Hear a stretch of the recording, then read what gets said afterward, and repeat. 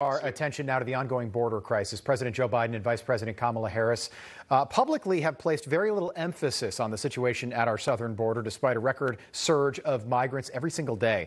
Joining us now to talk more about this is someone who knows more about it than almost anybody else, Oklahoma Senator James Lankford. Senator, good morning. Nice to see you again. Good morning. Good to see you again as well.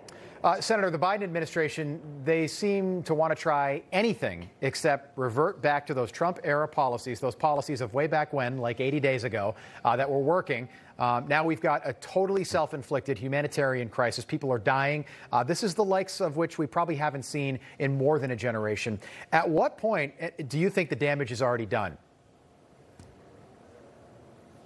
No, the damage is already done at this point. Literally hundreds of thousands of people have crossed across that border just in the last 80 days.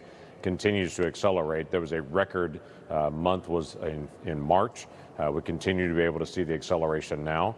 So you just compare against this past March against last March on it, 18,000, almost 19,000 unaccompanied minors crossed this March. Last March, it was 3,000. 178,000 people total had interdictions just in this March. That's higher than any time during the previous surge time periods. And it's just March. Usually the numbers continue to climb on it. And President Biden said he was going to study this for 60 days. Yeah. We're now 80 days out on this. We've yet to see his study, and we don't have any information on it, what he's going to actually do, other than nothing. Senator, I know you served with Kamala Harris in the Senate there. How is she remotely qualified to manage this crisis?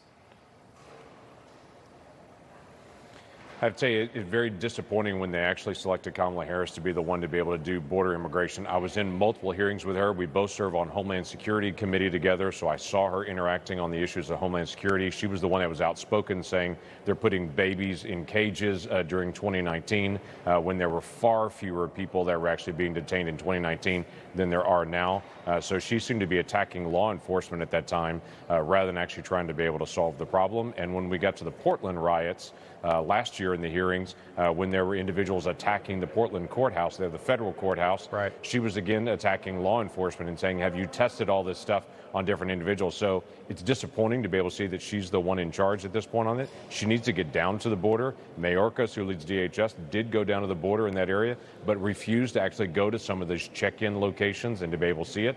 And the Border Patrol in that area are really frustrated that even when Mayorkas came, he didn't go to the critical areas to really see what's going on. And we have yet to hear from her. She's yet to even hold a press conference. The American people have no idea what their plan is to manage the crisis.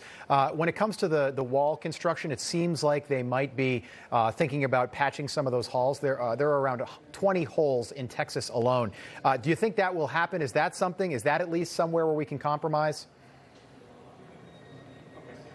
So we have two messages here. Mayorkas came in and said, yeah, we may do some of this. And then Biden released out his budget and said, no, we're doing no spending on the wall at all. So we've got lots of holes that are in the fence in Arizona and in Texas. And in Texas, it's even worse. The Trump team was actually saving the federal taxpayer dollars, a remarkable idea in this, to be able to put the levee construction first and then to be able to put the wall on top of that levee. We have 11 miles in South Texas where there's no levee there at all. Wow. And they're completely exposed to flooding. So not only are they exposed to migrants just moving across that border unchecked, but they're also exposed to flooding. If Biden doesn't restart this border wall construction, we'll have these gaps that are open. We'll have the flooding that's there. And I have to remind people, there's only one reason that you would have a wall half built and leave gaps in it, that you want there to be gaps in it. There's no other reason to be able to not finish that construction. Yeah, and you want points of entry in walls so people are then travel. They go to those points of entry and they don't walk through these